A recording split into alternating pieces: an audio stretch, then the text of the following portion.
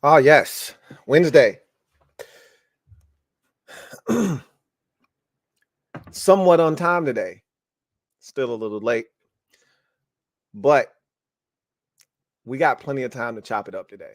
And that was the goal, was to get here in enough time to make sure that we had time to just have civil conversation about things that we all care about, whether it's your team, movies that just came out, college football playoffs, anything. We're going to do that today. That's why I love Wednesdays. That's why I have to continue to keep the schedule, because Wednesdays are awesome. We're going to have a good day today. You're locked into the 378th installment of the Louie T Network podcast that starts now.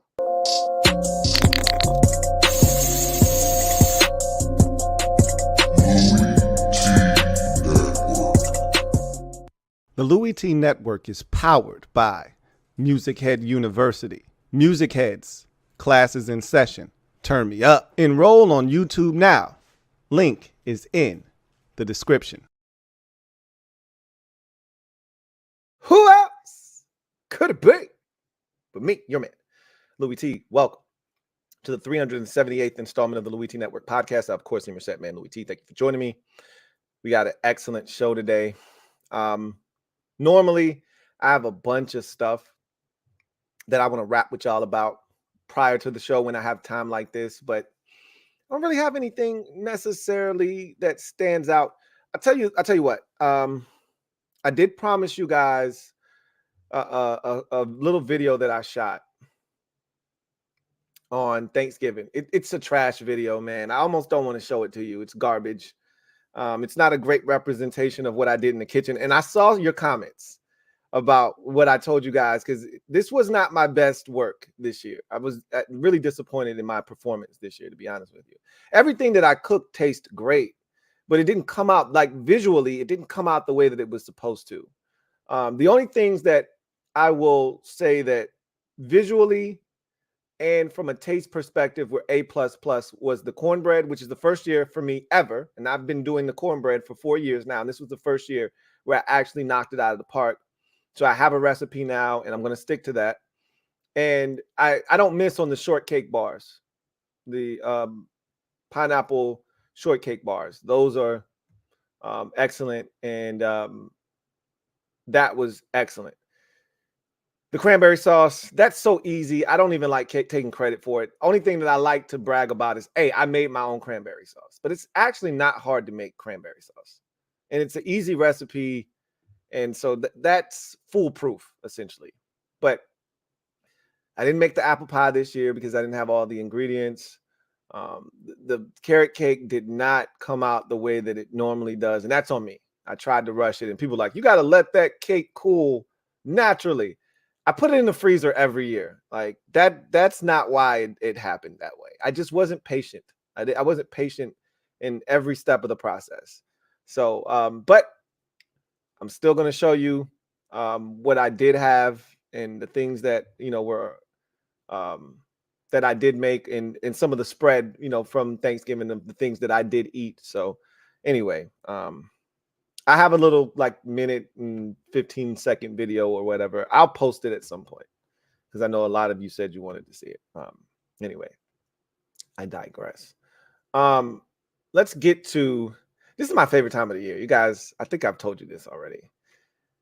Usually right before Thanksgiving is the best, but Christmas is it's just a great time of the year because people are a lot nicer during Christmas time. For whatever reason. And I don't know if that Christmas spirit thing actually exists, or maybe it's because they know they've got time coming up where they'll be off of work, and that's exciting for a lot of people. I don't know, but this time of the year, people are just nicer for whatever reason. And I like that. I mean, because normally people are assholes. So this time of the year, people seem to be a lot nicer. A lot more considering and caring and respectful. And then TV programming is a little bit different. Obviously, a lot of wholesome, feel-good movies coming on. A lot of Hallmark, movies right now. So those are infiltrating. Again, I don't watch a lot of television from the standpoint of like flipping channels. Who does that anymore? Um, when you watch TV, when you sit down to watch TV, it's a orchestrated hit, right? You know exactly what you're sitting down to watch, or you're searching for something via an app, Netflix, Prime Video, Hulu, etc., HBO Max, something of that sort, right? You're not just sitting down flipping through TV channels like it's 1987 or 1997 or hell, even 2007 for that matter. Anyway, I digress. And then Christmas music is the best. But I've talked enough. I don't want to waste your time that you'll have today to talk about whatever it is you want to talk about. So let's get to the brass tacks of things today. And the one big topic that I want to talk about, we're going to tackle right out of the gate, gym dropping session. You know how this works. Let me drop this gym on your melon. Open your mind, let your conscience be free. You're now rolling with your man, Louie T. Open you up. Get you thinking a little bit.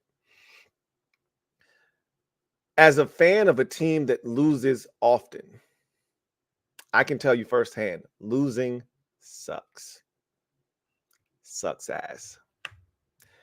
And nothing good comes of losing, usually. Now, sometimes there is that light at the end of the tunnel. There is that pot of gold at the end of that raggedy rainbow.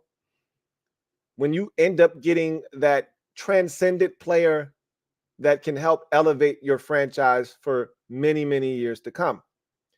That's very, very rare.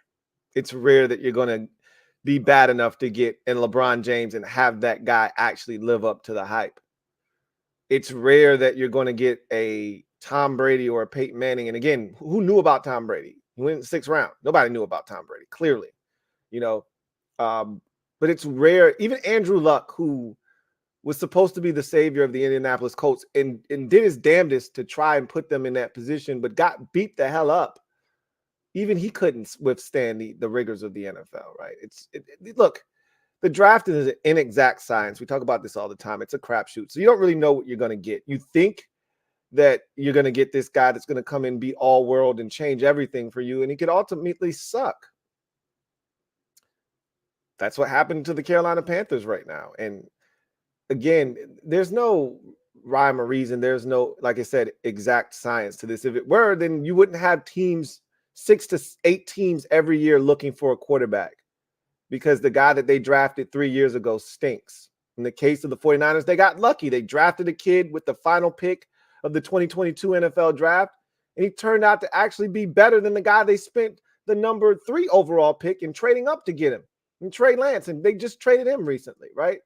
So you just never know how these things are going to go.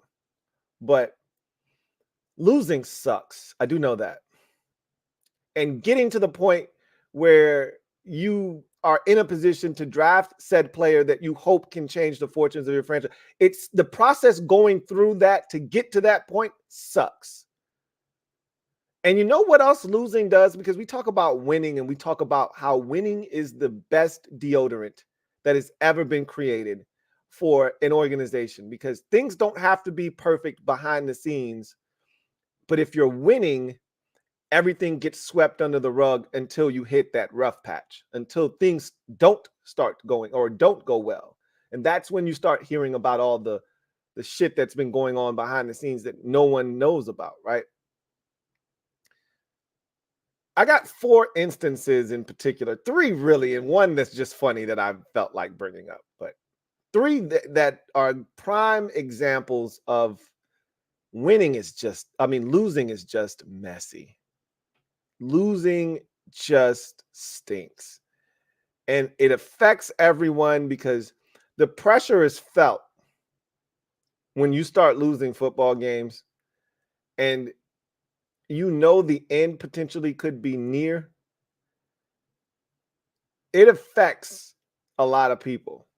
There are a lot of jobs on the line when losing takes place. People start to panic. People start to see their own mortality in terms of their coaching career. And for whatever reason, it gets messy. I don't like it. So let's go through some instances of losing, creating messy environments, and causing shit to go sideways. Okay. Let's start with the Carolina Panthers, because of the group that we're going to talk about today, they're the only ones that actually fired their head coach 11 games into the season. Second year in a row that owner David Tepper of the Carolina Panthers has fired his coach before the season has ended. He fired Matt Rule 5 games into last season. They finished up the year with interim head coach Steve Wilkes. Played damn good football, almost made the playoffs, almost beat out the Tampa Bay Buccaneers for the NFC South division crown, and thought he was the right man for the job. I did, at least, but clearly they had other ideas. This year, they hired Frank Reich after he was canned early last year by the Indianapolis Colts, and he was hired with the development of Bryce Young in mind. Now, we've all found out, and we knew this once we saw the hostage video that came out around week 6 or 7. He didn't want Bryce Young. He wasn't a fan of Bryce Young. And anybody that's seen Frank Reich knows about his work, knows that he likes the big, traitsy, toolsy quarterback. Pause. That was the case in Indianapolis. That was the case in Philadelphia, et cetera, et cetera. Phillip Rivers in LA, or then San Diego with the Chargers. He has always been a guy that's liked the bigger quarterback. Obviously, Bryce Young does not fit that bill. He wanted CJ Stroud. But the owner wanted Bryce Young. And we can get into that with David Tepper, but we've already kind of done that already. The bottom line is they started losing football games. And, you know, it's one thing, and this is where shit gets tough. And we see it all the time with GMs and coaches. When you inherit a coach as a GM, or you inherit a quarterback as a GM or as a coach, the patience runs thin. When Jay Gruden got to Washington, the major initiative he was brought on board to execute was to fix Robert Griffin III and turn him back into the 2012 version of himself. That's the bill of goods he sold to Daniel Snyder. Hey, I can fix this kid. Yeah, he's got talent. I can get him to work. You saw what I did to Andy Dalton, right? I can do it for Robert Griffin III. Quickly, Jay Gruden got here and realized I can't do this with this kid. This is not salvageable. You don't have a lot of patience for that kind of incompetence, right? Because it's not your guy. Same thing with Ronald Rivera when he got to Washington with Dwayne Haskins. Wasn't his guy. Owner asked him to give him a shot, so he did. Quickly, he saw that this kid wasn't invested as much as he should have been, and the play on the field didn't make it any better, and they moved on, right? It's hard when you as a coach are hired to have input on who the next quarterback is going to be. You trade up to the number 1 pick. You get to make that decision. So you put your brains together, Frank Reich, Scott Fitterer. It should be there. That should be the brain trust. And then the scouts, right? The owner shouldn't be involved in this conversation. Now, he should be a guy that you say, hey, this is what we're thinking about doing. And he should be saying, hey, yeah, you guys go ahead. Or I don't know about that. But normally when it's matters of personnel, you'd like your owner to stay out. And, look, drafting the guy number 1 overall and the quarterback in the face of the franchise is a big effing deal. And so the owner's input is probably going to be a part of the process. And you expect that. You don't expect him to be the one to actually tell you what you're going to do, however. I don't know who Scott Fitterer wanted. My guess is he wanted CJ Stroud. That's my guess. But Fitterer seems to me to be a yes man. And generally, when you're dealing with an owner like David Tepper, if you want to keep your job, you keep your mouth shut. It's the same thing that we've seen in Indianapolis with Jim Irsay, right? With Chris Ballard. He's pretty much a yes man. Like how they treated Carson Wentz on the way out, that's not the way that it was portrayed during the season. We watched the in-season Hard Knocks. That's not the way that things were perceived. That's not how they treated him when they had the big road win at Arizona late in the season that they thought was going to help them make the playoffs. That's not how they treated Carson Wentz. It wasn't until he got COVID and he refused to take the vaccine and he got COVID late in the season and then he didn't play well and they lost the final 2 games, including embarrassing loss at Jacksonville, and they didn't make the playoffs, that the owner turned on Carson Wentz. And so the GM, because he's spineless and he doesn't have his own brain, turned on Carson Wentz too, because it's self-preservation at that point. Or as they call it in Carolina, Hunger Games mentality. And so, and again, that's what losing does. It forces people to think about self-preservation. It's a ugly process. Losing is. Turns people into, it turns situations divisive and it turns people ugly. Because again, now there are different motivating factors involved that weren't there before. So in continuing on with the Carolina situation, apparently coaches and the GM Scott Fitterer went behind Frank Reich's back and went straight to the owner about concerns in regards to the way he was handling Bryce Young, which Bryce Young's the teacher's pet right now. They spent the #1 overall pick. They traded up, gave away draft capital in that year's draft and future drafts to select Bryce Young. You're going to treat my guy right. Well, Frank Reich never wanted him.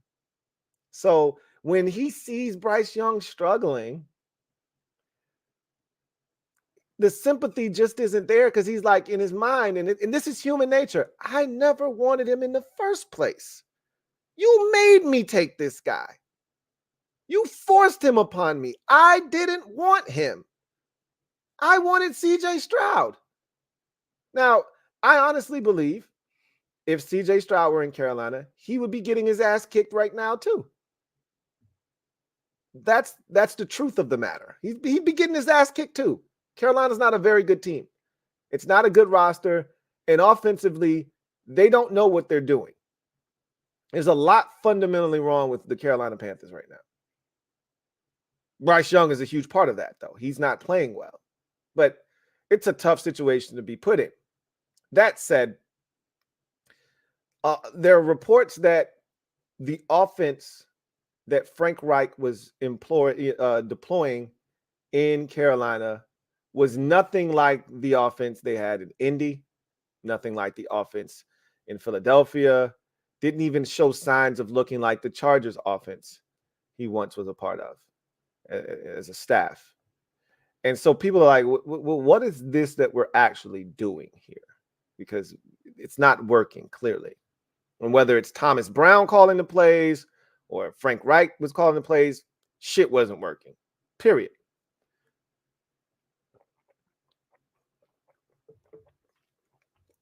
Bottom line is, reportedly, GM went behind Frank Reich's back and other coaches directly went to David Tepper, the owner, bypassed the head coach. And when in my past life as a vendor, merchandiser, I had this saying, and you can use this at your job if this applies. I had a saying because as vendors, we often didn't play nice because one company in particular thought they ran the entire store and decided that they wanted to put their product everywhere. And it left no space for everybody else. And we're like, hey, look, dude, you don't get to decide what the consumer is going to purchase by putting your stuff everywhere. And you would love it if the store had backbone and would come in and regulate things the way that they should. But often the store would leave it up to us. That's the wrong thing to do, because now you run the risk of things getting violent. And I'm not going to lie to you. There were a couple of times where I got unruly at work. Don't let this nice guy persona fool you. I can get real raunchy quick with the best of them. And my thing was always, look, I don't care about this job enough to be out here about to throw hands with some of y'all. Y'all don't want this work. Trust me. I'm trying to be nice. Let's just be civil. Let's handle this the right way. And I always said that at work, there were levels of government. So there was a department manager. There is a zone manager. So assistant store managers or zone managers, they're the same, one and the same. And then there's the store manager. So for me, the department manager, that's local government, right? We should be able to handle everything via the local government. Let's not take this to the state, right? Then you get into the state government, shit can get a little dicey then. Like, you really don't want to bother them. Let's just keep this at the local level and let's handle this civilized, like rational human beings, so that we don't have to involve higher up authorities, right? Because then that's where shit can get a little bit sideways and it can become problematic for all of us. The one thing you don't want to have to do is involve the feds. That's the store manager. Once you get to that level, there's no going back. It's kind of like that in the NFL, right? Like, the head coach is the local level. Like, let's handle everything with the head coach. You don't want to go to the GM. That's the state, right? If you bypass those two entities and you go to the owner, you just went to the feds. Now we got big effing problems on our hands. Okay. So undermining the head coach, going behind his back and essentially outing him to the owner. What are we doing here, guys? And you know what's funny is a lot of people got on Ronald Rivera when he came to Washington. I tried to explain this to people, but they didn't want to hear it. Ronald Rivera came to Washington and he cleaned house, got rid of every single person that he didn't know that had any ties to the last regime before he got here. And it was strictly off the fact of, I need to make sure that every single person in this building is here because of me and their loyalty lies with me and I can trust them. I don't want any snakes in my garden. Frank Reich hired a bunch of dudes he didn't know at the behest of owner David Tepper, who encouraged him, who urged him, who pretty much said, bro, you got to go outside your comfort zone. You can't hire all of your buddies. That's what got you fired in Indianapolis. Let's try something different this time. And Frank's like, nah, I really like to hire my buddies. I can trust them. And David Tepper's like, no, you're going to hire some different people. And Frank's like, oh, shit, what did I get myself into? Too late. And that was part of the hostage video.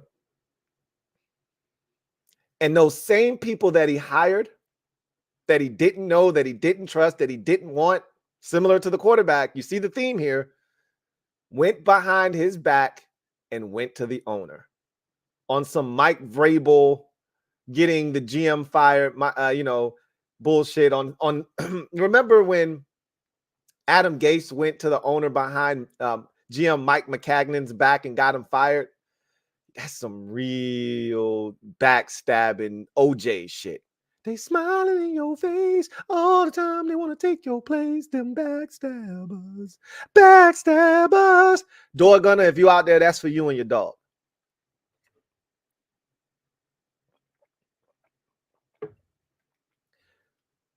If the Panthers were 7-5 or the Panthers were 6-3, none of this shit happens. Everybody's happy, happy-go-lucky. No one's stabbing each other in the back. There's no Hunger Games mentality going on. Dog eat dog, self-preservation. you know, crabs in the bucket mentality. None of that shit's happening.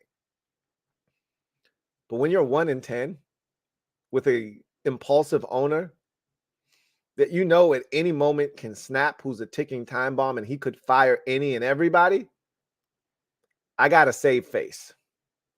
So it's either me or you, and I'm damn sure going to make sure it ain't me. That's a disgusting and nasty place to be. That's toxicity at its best. But that's what losing does. It makes shit messy. You go on to the Jets. What it could have been had Aaron Rodgers stayed healthy.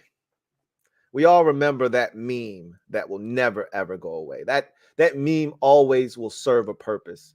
That look on Robert Saleh's face the moment he realizes, oh shit, I'm back to Zach Wilson again. Everything we went through this offseason, everything we prepared for, all of the free agents we brought in, even the damn offensive coordinator who doesn't really serve a purpose without Aaron Rodgers, all the shit that we've done is now for naught. And he's just standing there with that blank stare of, oh shit, in his head. You can see his head is just racing, but he's trying to put calm on his face, but it's just like, you got to be kidding me. And look, they were 4-3 with a big win over the Eagles, and it looked like this they could hang in there. Zach Wilson was going to lead them to a record that was good enough to allow Aaron Rodgers to come back. There was light at the end of the tunnel. And then they realized it was a train, and they lost 5 straight, and including the last 2 in which Zach Wilson was benched. And so, yeah, I still struggle with that decision when you're benching Zach Wilson to go to Tim Boyle. Not sure that I would have done that. And I get it. Zach has not been great, but it's Tim Boyle. And I get it. Insanity is doing the same things over and over and expecting different results. So why not try something different? Because it's Tim Boyle. That's why. Tim Boyle is so bad. He started the last 2 games. Brett Rippon was placed on the Rams practice squad after Matthew Stafford came back and they signed Carson Wentz. And the Jets just said, hey, Tim, thank you for your service. Don't come back. And they cut him after he started the last 2 games. And they signed Brett Rippon. He was that bad. And in doing that, they probably realized, we had it bad, but we didn't think it could get worse, but it did. Between Boyle and Simeon, at least Zach can run. We know he's got arm talent. He'll make the occasional throw here and there. Look, hey, Zach, we need you back, man. And Zach's like, yeah, I don't know if I want to play now. Probably not going to be back next year, more likely than not. And free agency's coming up. Don't want to get hurt.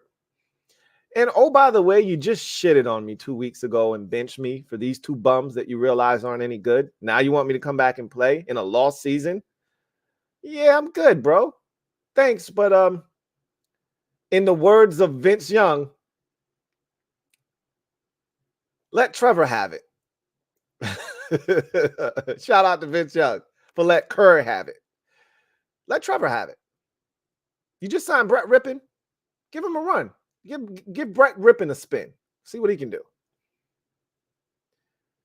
And we call that family business right there, right?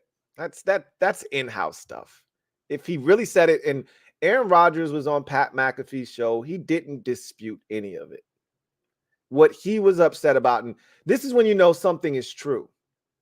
When Ronald Rivera would have something brought back to him from the media, and he would get mad, not because of what was said, which is what he should be upset about, because you just said some really ignorant shit, or something came out of your building that shouldn't have about a player that's no longer here, and that's bullshit. He would be upset about how it got out or why it got out or who said it. Like, you should be upset at who said it, why is it coming out of your building, instead of, and you should be attacking the thing that was said because it's low rent. You're taking the low road. Take the high road. Guys no longer here. You don't need to shit on them anymore. We'll get to that when we get to the Commanders side of things. But Zach Wilson, I think his personality is very similar to that of Aaron Rodgers, which is why I think they get along so well. We watched Hard Knocks. We saw the relationship that those two forged. And Rodgers has taken a strong liking to Zach Wilson. And you want to know who lost the most this year? A lot of people lost a lot this year. I think it's abundantly clear that Nathaniel Hackett is only good when Aaron Rodgers is running the offense that he's coaching. Okay. That seems to be abundantly clear at this point. Garrett Wilson was supposed to have a massive breakout year. Obviously, that didn't happen because of the quarterback situation. Robert Saleh and GM Joe Douglas built this juggernaut of a roster, and they watched it crumble because the quarterback position wasn't able to. Do you realize that through 12 games, the Jets have the least amount of touchdowns scored through 12 games in an NFL season in history right now? They've scored 10 whole touchdowns, 10 total touchdowns this season on offense. The lowest in NFL history through 12 games. They've been that bad on offense. I don't think you guys realize just how bad it's been out there. A lot of people lost a lot this year. Nobody lost more this year, though, than Zach Wilson. Because Aaron Rodgers set the scene for what they envisioned this situation in New York being. This was supposed to be a hard reset for Zach Wilson. He wasn't supposed to play this year or next year or possibly the year after that. He was supposed to sit and learn from one of the greatest quarterbacks in NFL history for 2 years minimum. And then Rodgers had said it himself. I plan on playing 2 or 3 more years and then handing this thing off to Zach Wilson for the next 15. That was the plan. That went out the window 4 snaps into the season in week 1 against Buffalo. And all of a sudden, the guy that you were trying to protect, that you were trying to repackage, that you were trying to build his confidence back up, had to go back out on the field. And it's been a disaster. So much so that you bench him, thinking that this can't be as bad as it gets, right? I mean, it can't get any worse than this, right? This has to be as bad as it can get. So you make the move. And then you realize, oh, shit, it can get worse. Hey, Zach, come on. Hey, Zach, man, about that benching, bro. You know we ain't mean that. Hey, we got Houston coming up. Old buddy of mine that I coach with in San Francisco. I really want to win this one. Think you could lace him up this Sunday for me? He's like, yeah, about that, coach. Like, yeah, I don't know. I don't know if I really want to do that. And that pissed them off. That pissed the Jets organization off. Because you're not supposed to be, and it's the same thing Taylor Heineke did to Washington last year, and rightfully so. He got benched for the 2 most important games of the season after the Giants game that he had lost. You know, he essentially was benched in the 49ers game and then benched for the biggest game of the season against the Browns. And then the season's over. We're eliminated from the playoffs, and they come back to him in week 18. Hey, man, Taylor, buddy, pal. Yeah. We got 1 more game left, man. Why don't you go out there and show everybody what you can do one more time? He's like, nah, I'm good. I got free agency coming up, and I'm not coming back here. Why don't you let Sam have it, man? He's been practicing really well. I ain't going out there and risking my free agency for y'all ass. Y'all already showed me what you think about me. I'm good. Let Sam have it. And that's how Sam Howell got into the game last year. This is not uncommon when players do this. It getting out is uncommon. It got out last year in Washington, but we didn't care because we didn't mind seeing Sam Howell, right? We just added it to the list of shit that Ronald Rivera and company had botched in their tenure, and we just added that to the list of reasons why we wanted him gone. It's a little different in New York.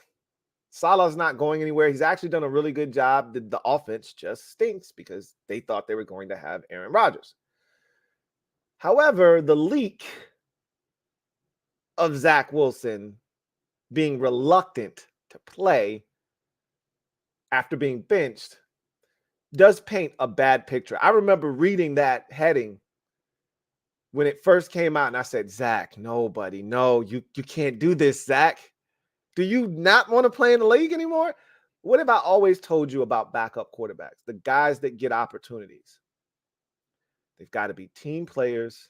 They've got to be likable. And most importantly, other teams have to see you as a guy that is willing to do whatever it takes for the good of the team, no matter what.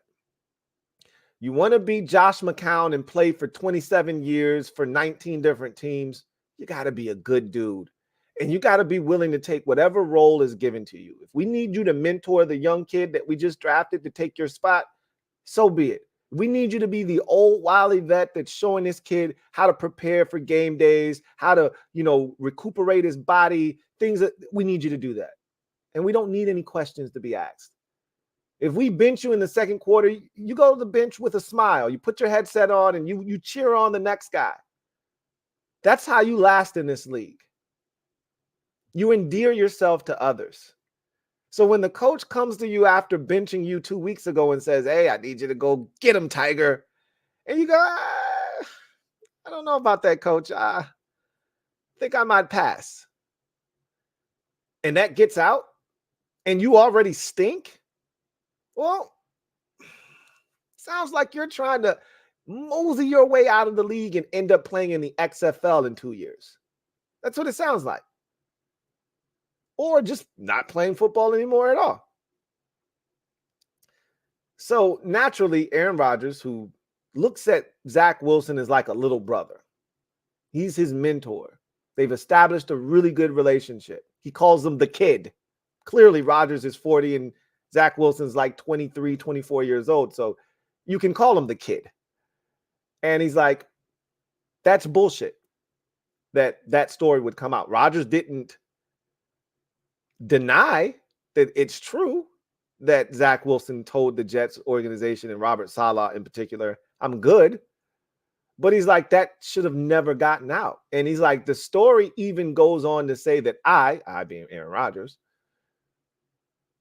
was asked to call the kid and try to, they made it seem like it was this big drama and they brought in the old man to call the kid to try to smooth things over and convince him to play.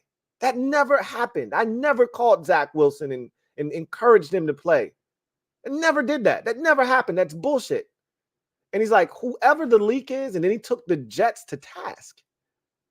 He's like, whoever the leak is, that's chicken shit.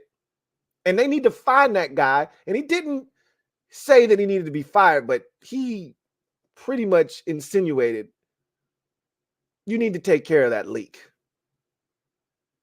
Because that's family business and that shit isn't supposed to get out. And he said that paints Zach Wilson in a very bad light.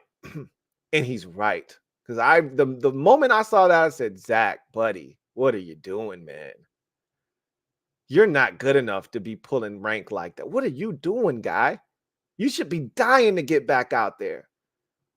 I mean, I get it. You don't want to get hurt this late in the season in a lost year in which you were benched.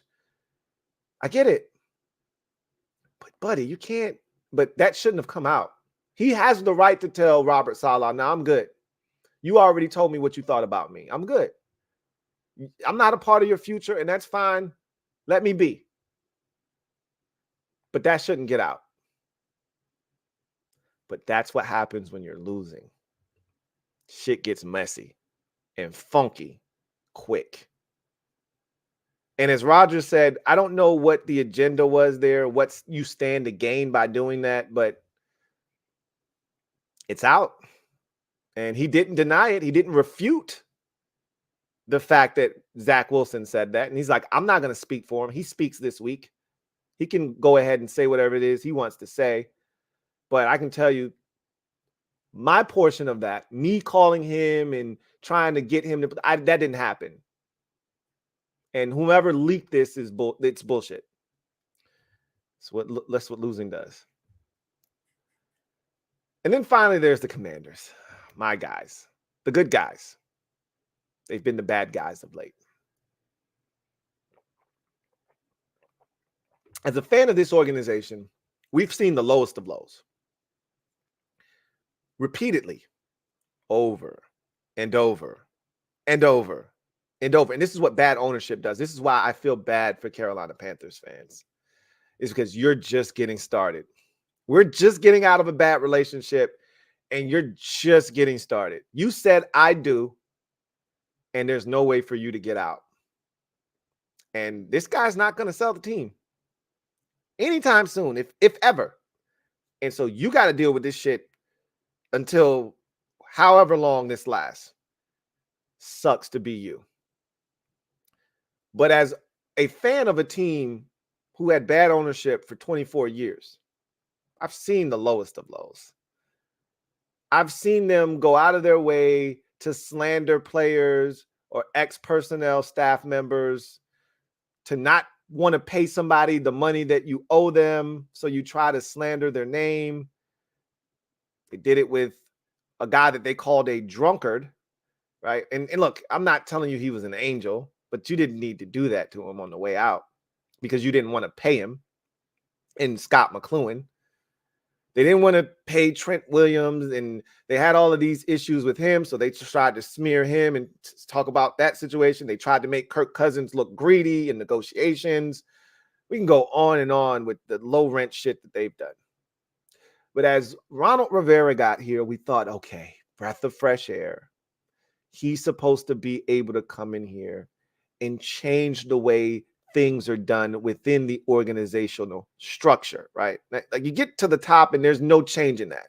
It stinks up there with Daniel Snyder. But everything else, Ronald Rivera is in control of that. So this shit should be, there's no more Bruce Allen, who we thought was as we all know, we knew him as the Prince of Darkness. And he's gone too. So all of those leaks, we knew Bruce Allen was the source of the leaks. We knew who it was. If Bruce didn't want anything getting out, it didn't get out. He's the brother of a politician. His dad was one of the most paranoid coaches in NFL history. Trust me, if Bruce Allen wanted something to stay in-house, it stayed in-house. When they traded for Alex Smith, he wouldn't even tell personnel staff members like Doug Williams what was going on. And he said, hey, turn off your phone and all kinds of, because that's that paranoia he got from his dad. I don't want anybody to know anything. And then they traded for Alex Smith, right? Jay Gruden, the head coach, didn't even know the shit was happening. But when they wanted to smear someone's name, it got out every single time, including Robert Griffin III, right? And that was the Shanahans too, right? It was a mess. But you fast forward to present day. Forget about all of that. We could go on and on about that stuff. It's been ugly with Ronald Rivera in terms of smearing people, saying stupid shit out of your mouth that you shouldn't say, doing things that are just, there's no purpose behind it, right? He did it with Dwayne Haskins on the way out, where you go, okay, if you're trying to trade this dude, do you think telling everybody that his work ethic sucks, he's the last guy in the building, first to leave, he's not a team guy, he's not doing the extra things that you expect from a friend, do you think that's going to help you trade him? You think that's going to help his value? Look, If the kid isn't playing well, you don't need to make sure. Like, I can't stand Derek Carr. You know why I can't stand Derek Carr? Because he's one of those guys that always has to let you know it wasn't my fault. We call that bitch assness. Okay. That's being a bitch. So when you throw a pick or it's an incompletion because you and the receiver weren't on the same page, you thought he was going to run a fade and he hooks up.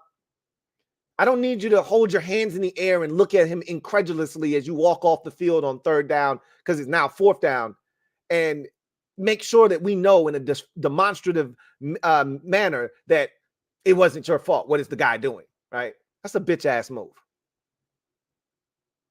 So when a player doesn't perform well,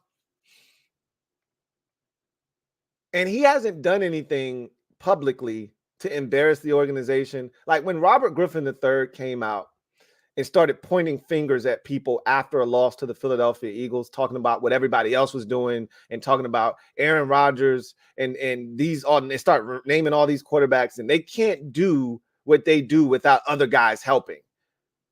Okay, now I got to step in because you overstepped your boundaries. That's different. Dwayne Haskins never did that. He just wasn't any good. And he didn't take the necessary steps to get better. There's no crime in that. Let him be.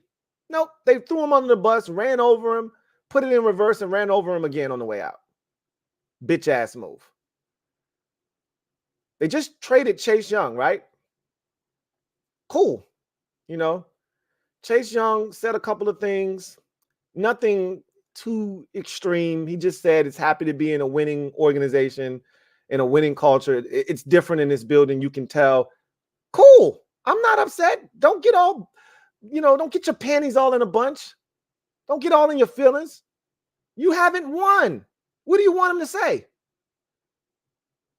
He could have just said, hey, I loved my time in Washington, but that time was up and I'm excited about the new challenge. But that's not what he decided to say. But he didn't say anything flagrant. So you decided to try to rail him. Talk about him being selfish, a me guy. And what does that accomplish? Right? What does that do? And then this year, the whole Eric Bieniemy situation was just ridiculous. First, letting the cat out of the bag before the season even started about somebody coming to his office and essentially complaining about Bieniemy. I'm like, what are you doing? Why would you even say that? That's crazy that you would even bring that up. Then he doubles down on the foolishness and says, I don't know if he's a head coach or not. There's a lot of things. Wait a minute. What are you doing right now? Are you trying to sabotage this man?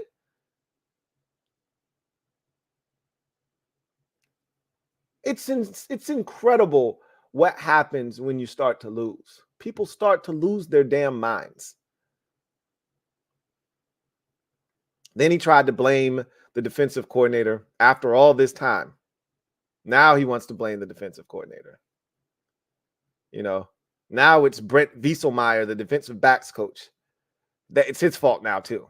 That's right. Somebody's got to go. Somebody's got to take the blame. Somebody's got to take the weight.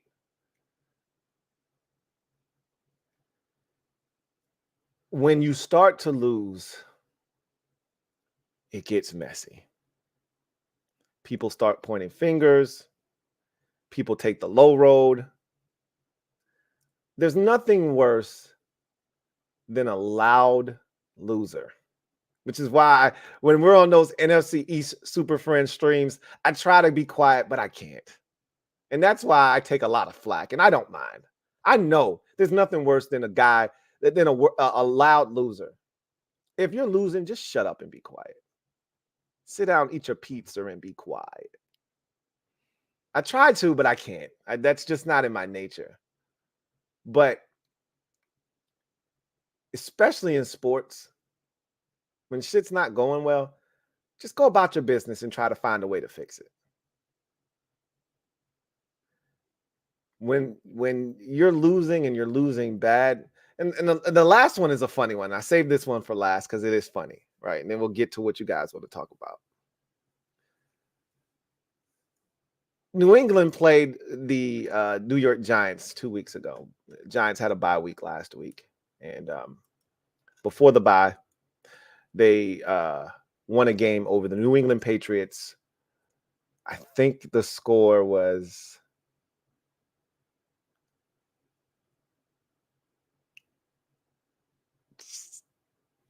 I don't even know what the score was. was it 9-7 or something like that? I don't remember what the score was. It was bad. I don't remember what the score was, but the Patriots had a chance with a field goal. I think they had a chance to tie it. It would have tied the game. So I think it was 10-7. That's what I think the score was, 10-7. And they missed the field goal. And after the game, Jabril Peppers goes up to Saquon Barkley, who's a former teammate of his. Remember, Jabril Peppers played for the Giants, was drafted by the Giants. So they have a great relationship. And he goes up, he daps him up, and there's a hot mic that Jabril Peppers not aware of. And that hot mic catches him telling Saquon Barkley, "You lucky we ass."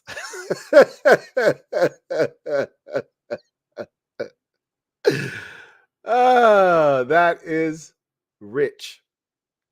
You lucky we ass, which is true, right? Like, that's the same way I feel about the Giants beating us. You lucky we ass. You know, you have no business beating us, but we're worse than you are right now, right? And so that hawk mic catches him telling Saquon Barkley that. And we know Bill Belichick is not one for distractions. And Jabril Peppers didn't want the distraction either. He's a good soldier. You know, he didn't mean anything other than, I'm having a conversation with my boy. And you say things when you think your conversation is in private that you wouldn't say otherwise. I mean, is that a good thing or a bad thing? I don't know. We've heard people get in trouble for saying things they shouldn't say because they thought that their conversation was private. It happens all the time. If you're saying things around other people that if it were heard by the masses would get you into trouble, you're probably saying some shit you shouldn't be saying. And then again, what does that say about you? He didn't say anything wrong. It just said we're ass. Their record speaks to that. They're 2-10 or whatever. Like, he didn't say anything wrong. He didn't do anything wrong. Just talking to his buddy, and he's like, "Yo, you lucky we asked. That's why y'all got away." But of course, the media brought it up, and now it's a distraction. He's answering questions, and I love the way he handled it. He just said, "Look, man, the fact that I'm talking to you about this means this is a distraction. I don't want to be a distraction. I hate that this happened. I said what I said. I didn't mean anything by it. I don't mean anything to my teammates or the coaching staff or anybody. I didn't say that as a disrespectful thing. I'm a part of that." I said we. I'm a part of us being ass. We're in this together.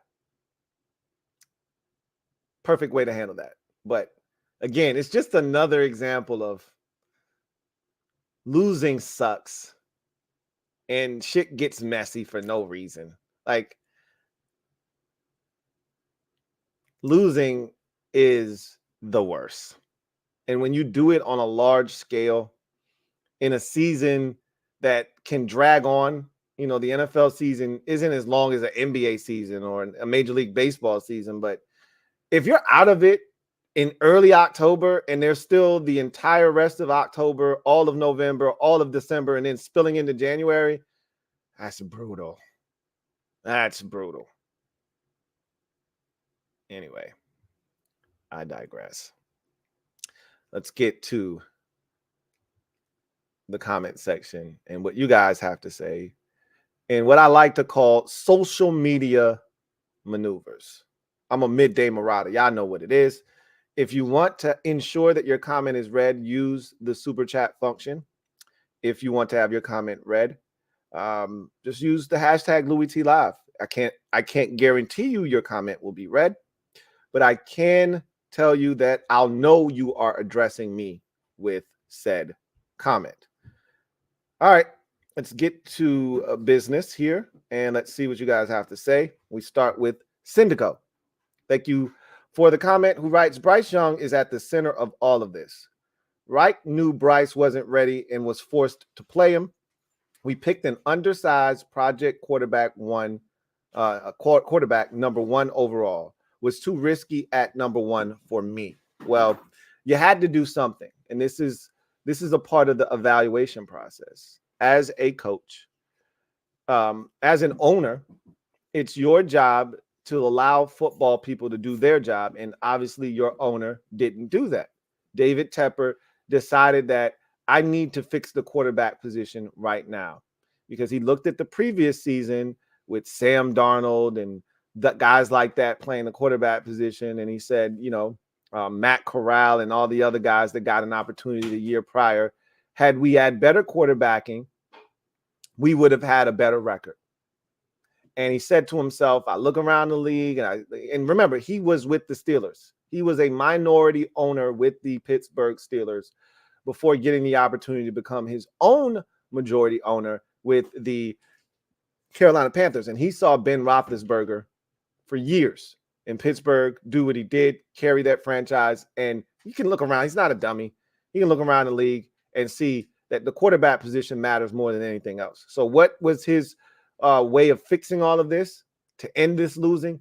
To go get a quarterback. Now, while last year's draft wasn't the strongest, it wasn't the weakest quarterback draft class either. You just had to get it right. But nobody ever knows what right is. I'm a Bryce Young guy. You know that. I'm still a Bryce Young fan. And here's the thing.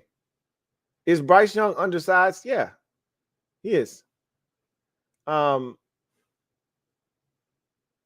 are other quarterbacks that are smaller quarterbacks. Now, he's really tiny, right? Like Russell Wilson is a short dude, but he's built thickly, right? Drew Brees wasn't a tall quarterback, right? But he was solidly built. But you've heard the horror stories. He can't even throw a football with his right arm. It doesn't work. Like, size matters in this league. Pause. But you don't want to rule guys out because of a lack of size. Because there have been quarterbacks in this league that have been successful that aren't the biggest. Even Kyler Murray has had his moments where he's been exceptional in his career. And so you don't want to rule guys out because of their size. Here's the thing about Bryce Young. He's won at every single level. Now, this is the NFL. This ain't high school. You're not at, where did he go? I forgot what college, high school he went to. Like Latter Day, I think is where he went. I'm not sure. But it's not high school. It ain't college. It's the pros. And everybody's bigger, everybody's faster, everybody's stronger. And I get it. He can play football at this level, is what I'm trying to tell you. But the situation wasn't set up for him to succeed. I strongly believe that. And look, this is the problem with people and young quarterbacks. They want immediate results right out of the gates. A lot of Panthers fans are approaching this as if he can't get better. Like, this is it. He's tiny. He's not going to grow. Yeah, no, he's not going to grow 3 inches over the summer. Okay. He is what he is from a size perspective, but he can get stronger. Physically, he can get stronger. Mentally, he can get stronger, tougher, better. You put a better offense around him, better players, he can perform better. There are limitations. Absolutely. As there are with every single quarterback in the league. I don't give a shit who your quarterback is. There are limitations, whether they are physical or they're mental. There are limitations to every single quarterback in the NFL. And that doesn't preclude Bryce Young. But he's young. He's going to be prone to mistakes. It's not going to be pretty at times. And this is the problem I have with today's fan. Because the environment that has been created in today's culture is one of instant gratification. Guys are going to play poorly early in their careers. Not everybody comes in and hits the ground running like CJ Stroud. He's an outlier. He's not the norm. Most guys come in and struggle in their rookie seasons and do some things that you can't win with that kind of production or that kind of play. If you don't give them opportunities to correct the behavior, how are they supposed to grow? When you first get to the NFL, your head is spinning. And for some people, it's a little bit different. Some people are able to come in, grasp everything, and hit the ground running. And again, you can't look at someone else's situation and say, why aren't we doing that? Because it doesn't work that way. Their situation might be set up better to have a young player succeed, or that guy just might be mentally tougher, might be physically more prepared for the transition from college to NFL, right? There's so many different factors that goes into this, but my point has been and always will be, specifically with the quarterback position, but really any position in the NFL, is you can't judge players off of their early returns. If you're looking for a return on your investment and you're not getting it in the first season and it looks really bad, and sometimes you can tell somebody can't do it. Right out of the gate, you can tell sometimes. But that's not going to stop me from giving him more opportunities to try. First of all, you don't have a first-round pick next year, right? You don't have a first-round pick in the upcoming draft. So you don't have a choice. You traded up for this kid. You got who you got. He is what he is. Now, let's see if he can get better. It can't get any worse. Let's see if he can get better. And that's what it is. So I don't know about him being a project. I've seen Bryce Young make plays. Even I think he's going to have to change his mentality, because the way he's done things has worked at every level and it's not working anymore. His reluctancy to run is a problem for me, because he hasn't had to run. He didn't have to run at Alabama. He didn't have to run in high school. He can run, but he's reluctant to do so. He's going to have to run a little bit more, right? He's going to have to be willing to just take a seam and go. He's small. He doesn't want to get hit. Nobody really wants to be hit, but when you're a smaller quarterback, you really don't want to get hit. So he's going to slide a lot sooner than someone else. That's fine. I don't care about that. His arm, he never had the strongest arm. That was baked into his evaluation. Again, this is all on your staff, or really your owner, right? Who thinks he's a player evaluating owner. So he never had the strongest arm to begin with. That the football didn't get heavier. They don't play with a heavier football at the NFL level. The ball is the same size. His arm is what it is. Now defenders are faster. They're keying in quicker.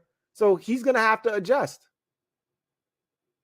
But he's only going to get better if he plays. So this notion that he should have sat, he wasn't ready, again, that goes with the culture that has been created in athletics now. You don't let young players sit anymore. That's a thing of the past. And sometimes it's unfortunate because some players need to sit. But this isn't the NBA. You don't draft guys in the first round because you got a bunch of, NBA is a grown man's league. So you draft a guy that's 19 years old and he's just not ready for the physicality of and he's going to sit. It's a different sport. Baseball, you don't see the majors for the first 3 years of your career almost, unless you're like a phenom and they fast track you through the minors. Football is the only sport that you pretty much come in and are expected to hit the ground running, which I actually like that personally. I like it. Nobody wants to hear about a phenom. And, in baseball, like my buddy loves to talk to me about the farm system. And I'm like, bro, I don't care about, Jimenez Cedeno. I'm not going to see this dude for 3 years. I don't care about him. Talk to me when he's in AAA and tell me what his numbers are then. Then we can talk. All right. He's in A-ball. I'm not going to see this dude for 2-3 years, man. What are we talking about here? Football is the only sport where you're expected to come in and adjust to the sport that is a grown man sport. Like, literally, you're playing with grown-ass men. You come into the league 21, 22 years old, and you're playing with dudes that are 27, 28, 29, 30, 31, 32 years old. And the transition isn't always easy. And everybody doesn't hit the ground running. Some guys need time. And unfortunately, in today's age of fan, and with some of these teams, there is no time. They want results, and they want them now. Syndico also writes, the narrative is that the talent around him is bad. It's not bad. It's not 1 in 11 bad. Throwing is low, and it's because of his limited physical traits. What does his nice guy persona have to do with anything? I don't like Bryce Young because he's a nice guy. I don't give a shit about that. I like Bryce Young because of what I saw him do in high school and in college. I know he's capable. At those levels, at least, he was capable. Maybe he's not capable at this level, but I'm going to give him the benefit of the doubt because he's young. No pun intended. And you make mistakes as a young quarterback. I'm trying to tell the same thing to Commanders fans. Like, Sam Howell leads the NFL in picks, pick sixes, all of that shit. He also leads the league in attempts as a rookie, essentially. Like, what are we talking about here? Bryce Young is going to make mistakes. But you know what would also help him? Better play calling. Better situational awareness. Better players. Yeah. Are the Panthers 1 in 11 bad? Everybody says that they're not 1 in 11 bad. Your roster stinks. Okay? Your roster is trash. Would you be 1 in 11 with better quarterback play? No. No, you wouldn't. If Andy Dalton was starting for you right now, you'd probably have won 3 or 4 games. Okay? No, your roster isn't 1 in 11 bad. But when you're starting a rookie quarterback, it's 1 in 11 bad. That's what you put around him. If your best receiver is 32, 33-year-old Adam Thielen, you effed up. When your interior of your offensive line are a bunch of no-names, and whether injuries have created that situation for you or not, it is what it is. I'm watching you start Bozeman at center and all these bums at guard, and your left tackle is struggling. Let's talk about that. Let's talk about Aquanu struggling over there. Let's talk about that. What you want this man to do? Look, there's opportunities for him to make plays. I'm not trying to tell you that everything is everybody else's fault. He is culpable in this as well. He's got to play better. But he's also a rookie. And so mistakes will be made. Passes will be missed. Opportunities will go by the wayside. Receiver open, bad throw. That's going to happen. Poor read, interception. Don't feel the pressure, sack, fumble. That happens when you have a rookie.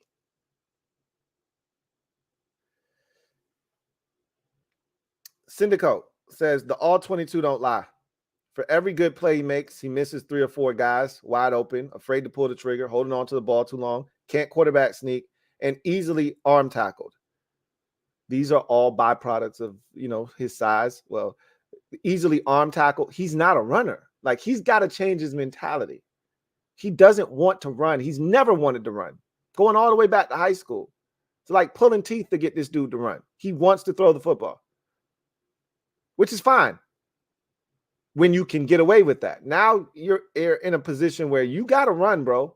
Your legs are a part of the offense now. QB sneak. That's not put your backup quarterback in if that's a big deal. Who cares? I don't care about him not being able to quarterback sneak. That's not a reason that you list as to why you're upset about him. Put somebody else in to do that shit then, if it's that big of a deal. Who cares? Holding on to the ball too long, that's a byproduct of being a rookie. I haven't met a rookie yet that didn't do that. Not one. Not Andrew Luck, not Joe Burrow, not anybody. Patrick Mahomes to this day still holds on to the ball too damn long. That's a byproduct of being a rookie. Afraid to pull the trigger when you go from playing at Alabama where your guys win consistently in a wide ass like that's one of the biggest issues I see with the jump from college to the NFL is they're used to seeing their guys win and win big. When you play at a Power 5 school and you got elite talent, you're used to seeing guys uncover.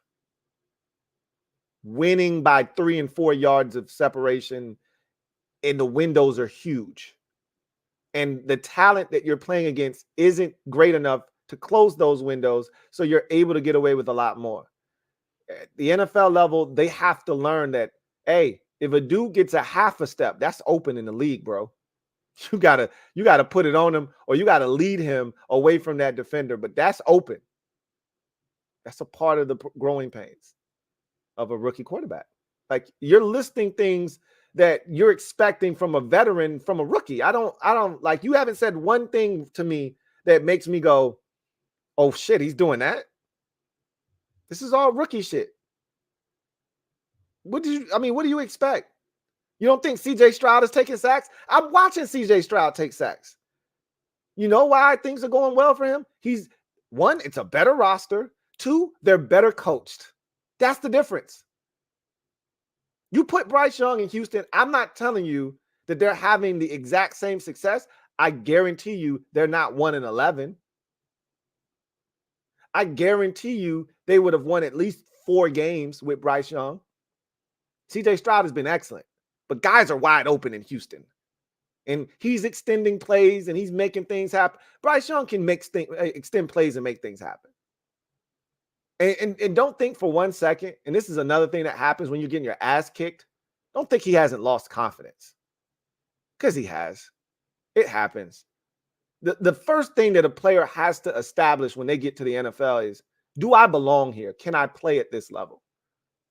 You need that aha moment to ensure yourself, I'm in the right place. I belong here. I've heard that from just about every single player to a man, that you need that aha moment. The faster you get it, the better it is for you and the prospects of you showing well in your rookie season.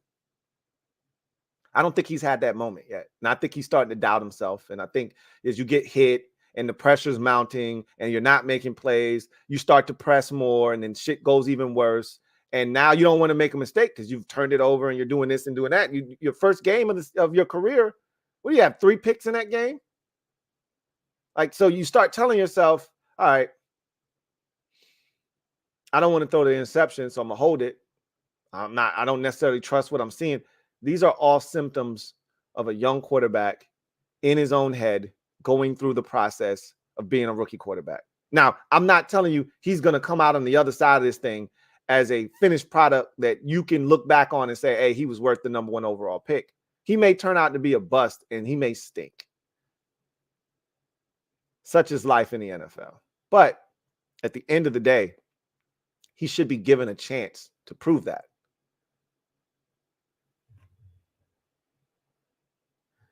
Syndico also writes, as of right now, he is a bust.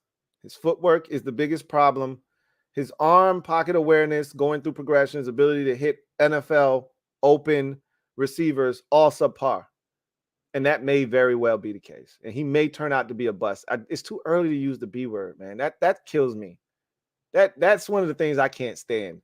Is this man ain't even through his rookie season and people are already using the B word. Nope, it hasn't been good. It looks bad. And again, you're watching all these games intently, every single snap. I'm not. I've seen every snap he's taken this season, but I'm not watching it as it happens in real time and obsessing over it like you are. I trust you. Everything you said is probably true. I don't doubt what you're saying. I'm just saying he just needs more time. That's all I'm telling you. And a better supporting cast and a better coaching staff that actually believes in him. These are things that will help. I don't know if it's going to change the outcome, but it gives you a better shot is all I'm saying. And what do you have to lose? Guess what? You're not going anywhere. You're not going in a different direction at quarterback. Not for the next 2 years, at least.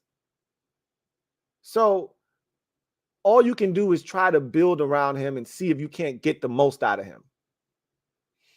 Here's the mistake that was made. And again, I was a proponent of Bryce Young, so I can't say that they made a mistake at the time. It may turn out to be a big mistake, but that's what happens in the draft.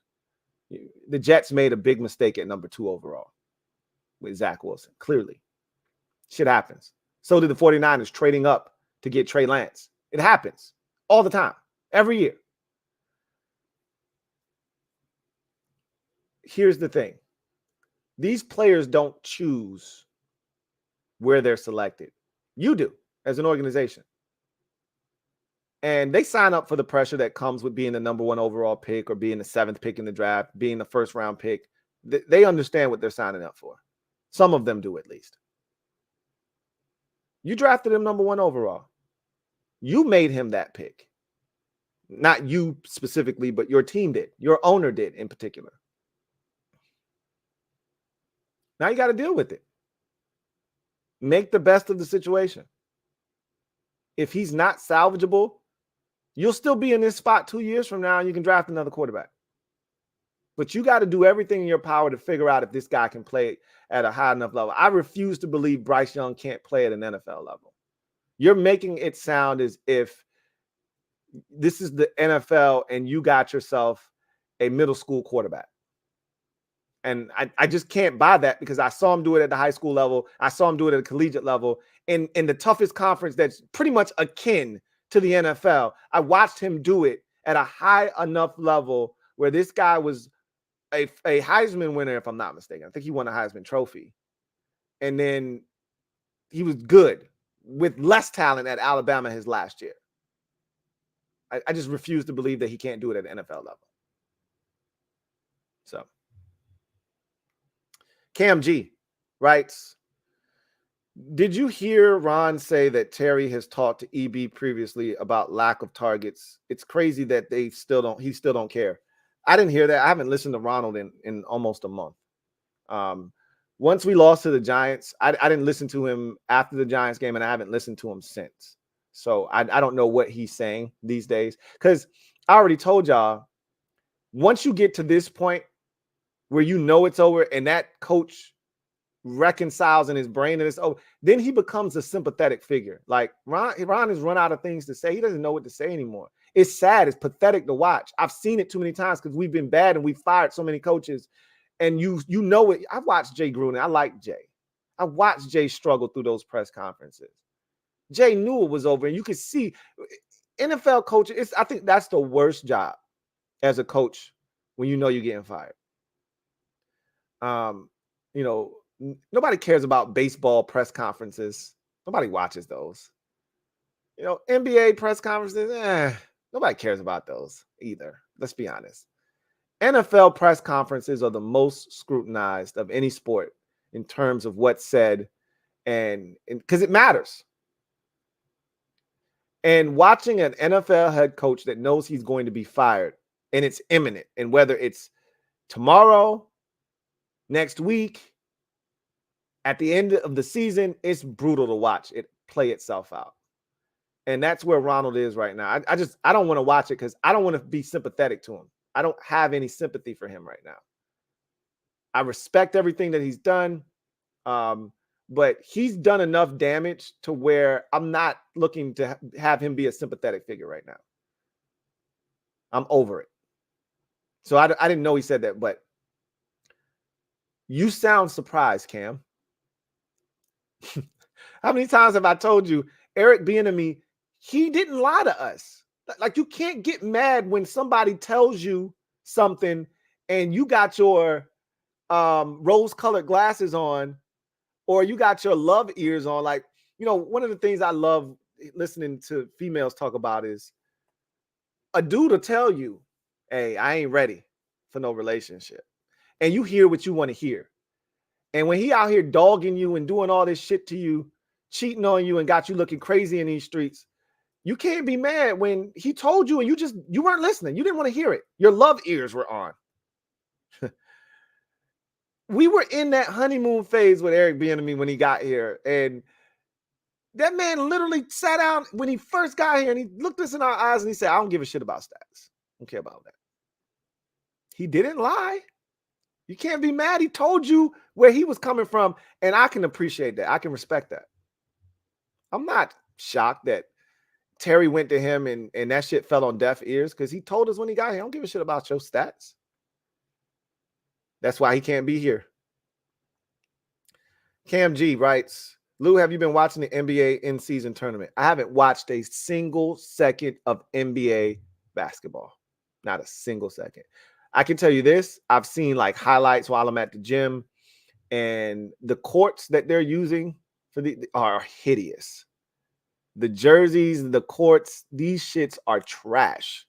They're hard on the eyes. I don't even know what these tournaments represent, what they're supposed to do, what they're even aiming to accomplish. I'm still confused by that. And I don't even care. I don't ever care about NBA basketball until literally Christmas Day is when I start paying attention to. And the last 3 years in particular, the NFL has hijacked that shit from the NBA. I know they can't wait until Christmas is on like a Tuesday or a Wednesday so that the NBA can get their day back. So NFL can carry their ass. Because the last 3 years where Christmas has been on Sunday, now it's on Monday, and then it was on a Saturday, the NFL jumped in that bitch, was like, hey, where the party at? And took over they shit. Ain't nobody watching NBA when the NFL's on. I know I ain't. Nah, I ain't watched none of the tournament games. I don't even know what that shit represents.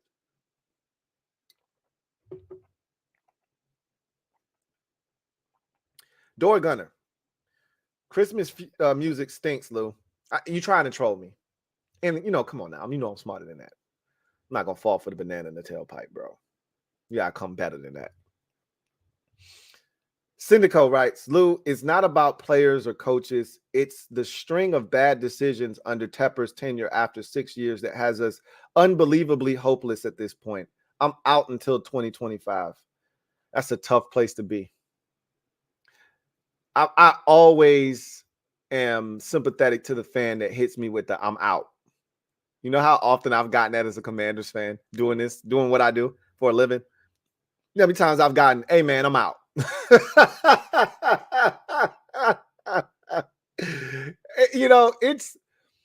It's that's frustration talking. You're not out until 2025. You're just going to try to minimize your involvement and the amount of emotion that you invest. But you're not out until 2025. You're still in, But that's what you tell yourself. That allows you to feel like you still have some control over the situation. But you don't. You're powerless in this. And you saying you're out until 2025 is you pretty much saying that this man in 6 years has taken over, has it been 6 years? I thought he took over 4 years ago, 5 years ago. Whatever. I trust you. If you say it's 6, it's 6. In 6 years, this man has literally taken over and turned this organization into a shell of itself. And there were times where it looked bad under Ronald Rivera. Daddy, hey. Yes. What are y'all doing here? Daddy. Happy birthday. Are you almost finished?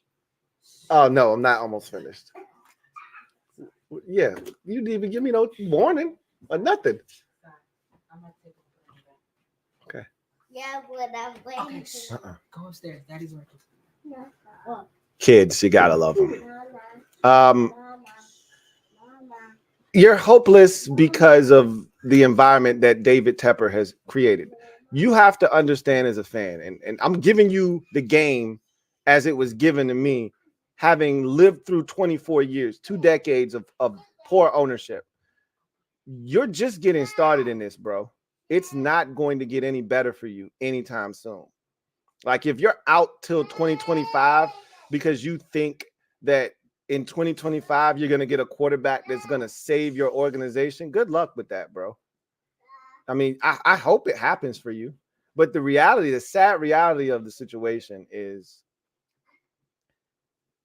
as long as you got bad ownership, you don't stand a chance. You really don't. You know, and that's what it looks like you have. I don't, I don't know Tepper. I can only go off of the actions that I've seen from him in his brief tenure in Carolina, and it's all bad. I can't point to one single thing. And, we used to get caught up with Snyder saying, oh man, he just wants to win so bad. When he first got there and he was spending frivolously and he was impulsive, we used to say, oh man, he wants to win so bad. And then you realize quickly, no, he's just a jackass. And he thinks he's the smartest guy in the room, and he thinks he knows what's best. And I can't say that Tepper's a jackass, but I do know he's impulsive. I do know he wants to win, but he's going about it all the wrong way. And if he continues doing that, he's just going to dig himself in this organization bigger and bigger holes over and over again. I mean, he made the statement that I want to hire a coach and have him be the coach for the next 30 years. You're right, bro. You're hiring and firing these dudes like this is a job at Walmart. The turnover rate is crazy in Carolina right now. Yeah, what you've essentially described is organizational failure. That's what we call it around these parts. Organizational failure. And you know what that starts at? Where that starts at, rather? It starts at the very top.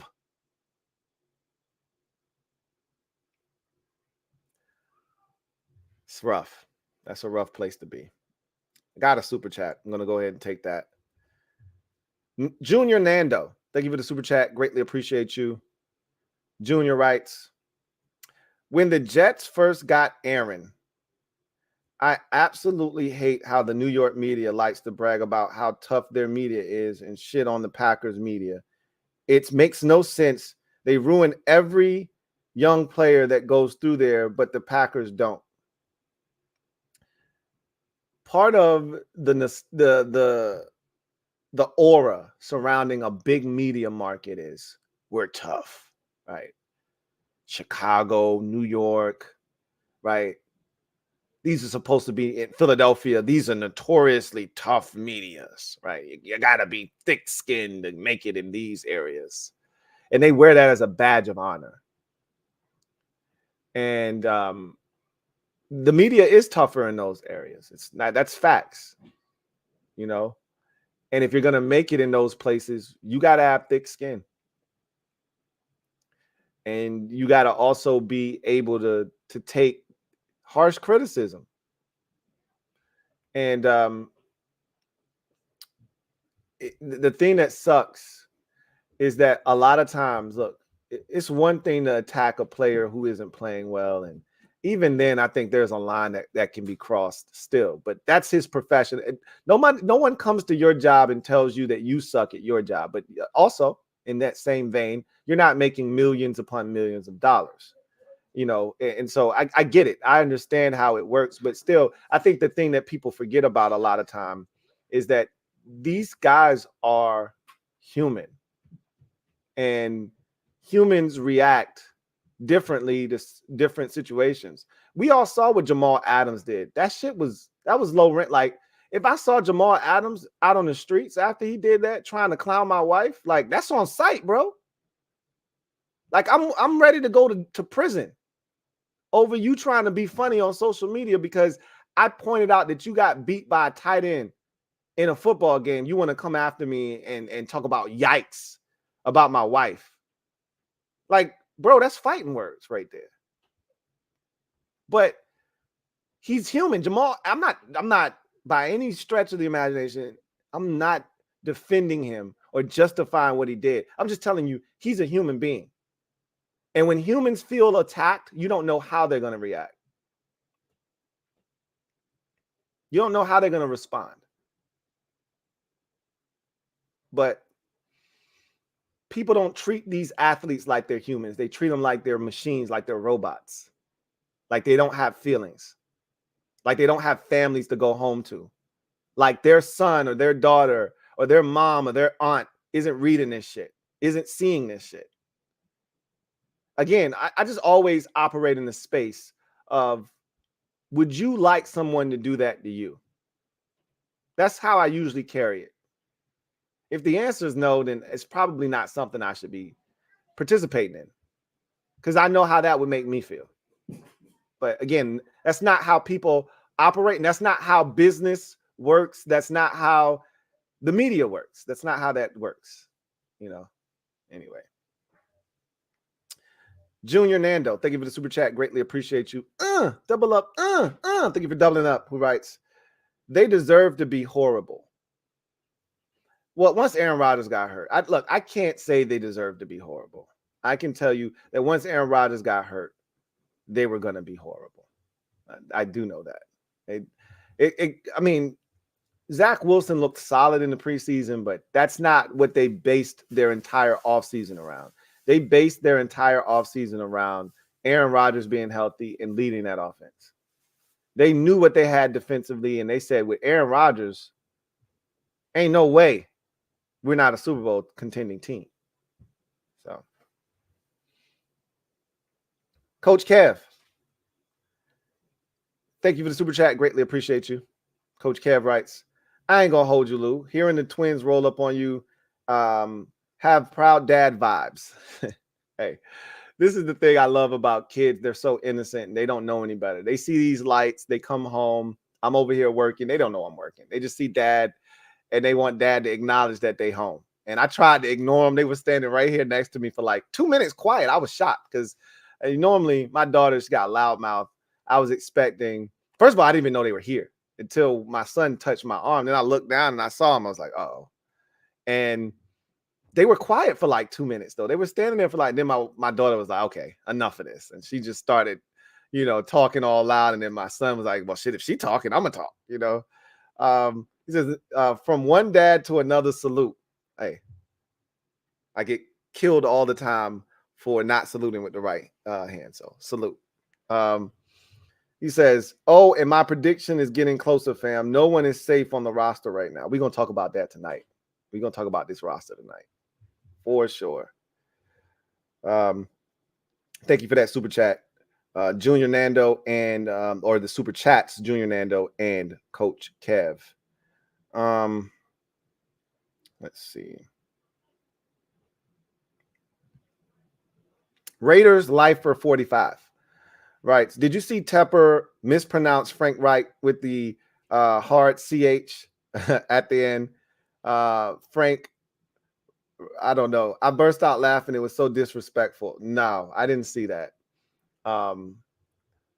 Sometimes people get shit wrong. We used to make fun of Bruce Allen in Washington because he would call Kurt Cousins all the time. Like, I mean, how I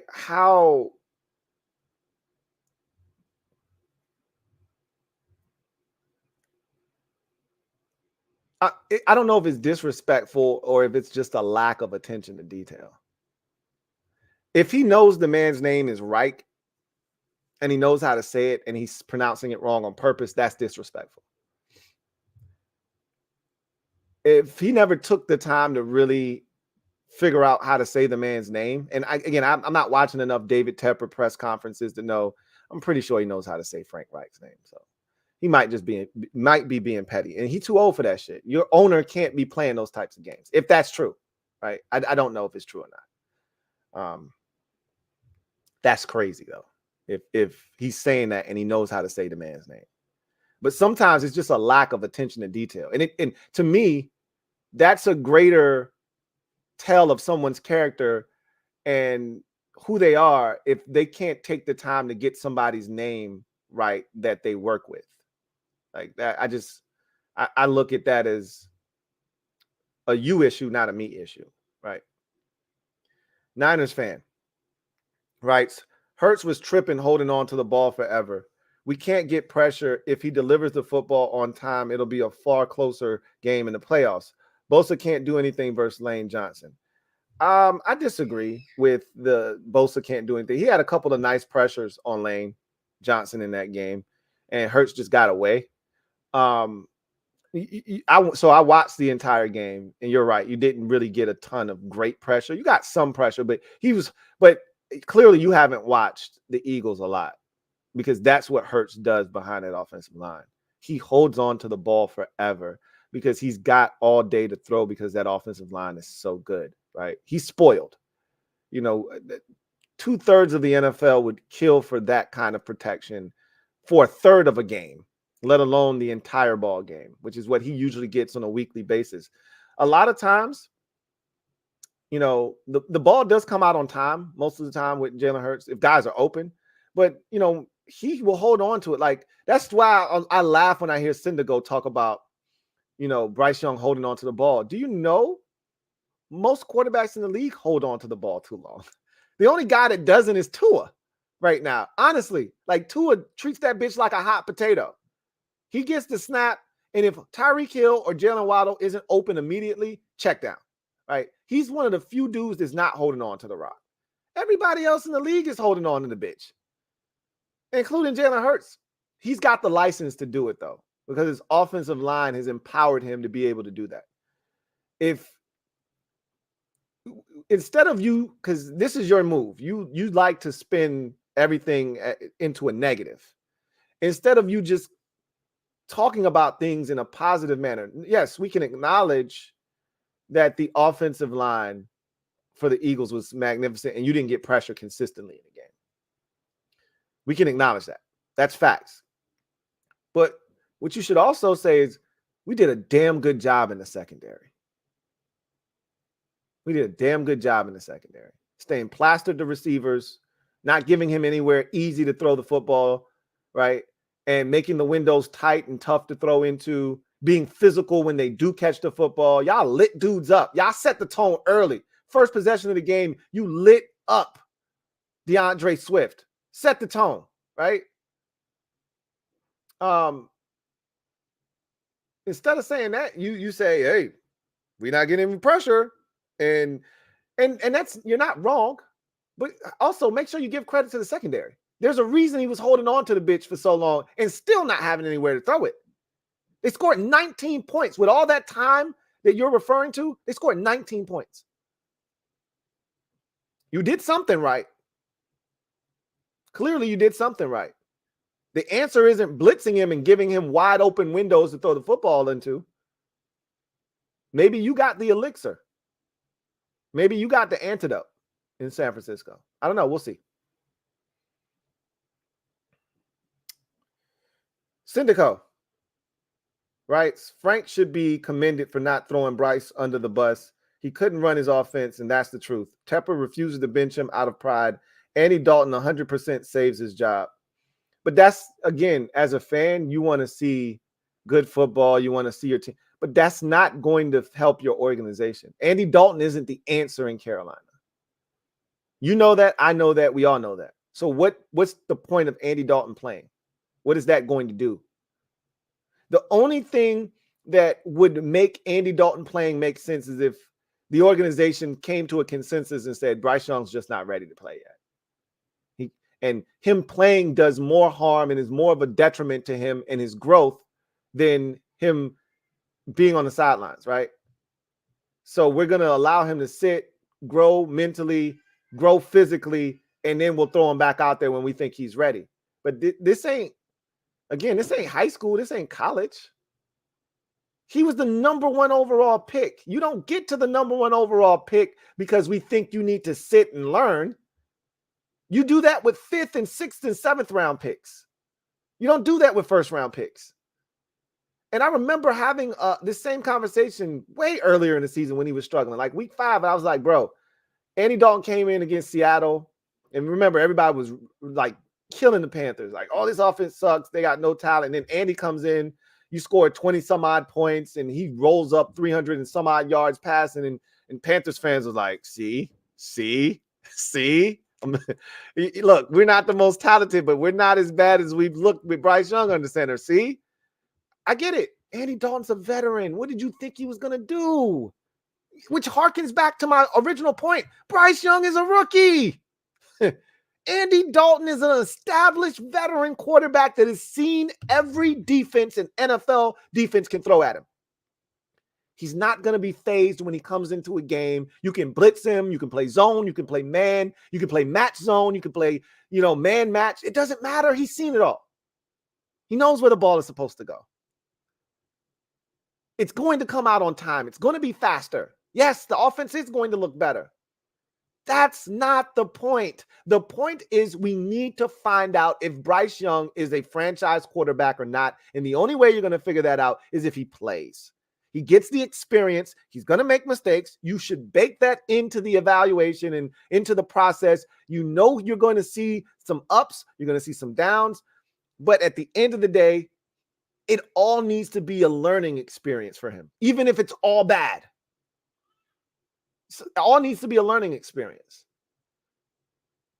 It's unfortunate that there was a casualty here in this whole ordeal. In 11 games, there was a casualty. Because when you drafted Bryce Young, whether it was Bryce Young, CJ Stroud, or Will Levis, once you drafted a first-round quarterback and you decided to start that guy day one, this is what comes with the territory. And unfortunately, it seemed like not enough people understood that. Clearly.